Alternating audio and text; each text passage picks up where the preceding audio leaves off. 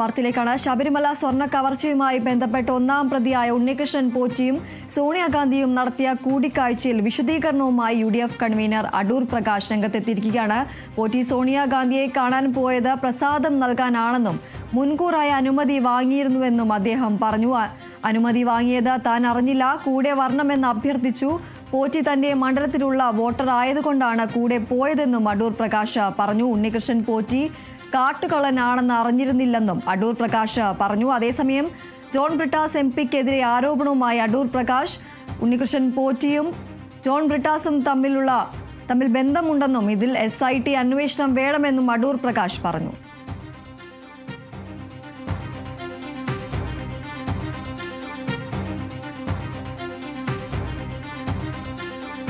ശബരിമല സ്വർണ്ണ കവർച്ചയുമായി ബന്ധപ്പെട്ട ഒന്നാം പ്രതിയായ ഉണ്ണികൃഷ്ണൻ പോറ്റിയും സോണിയാഗാന്ധിയും നടത്തിയ കൂടിക്കാഴ്ചയിൽ ഇപ്പോൾ വിശദീകരണവുമായി UDF കൺവീനർ അടൂർ പ്രകാശ് രംഗത്തെത്തിയിരിക്കുകയാണ്.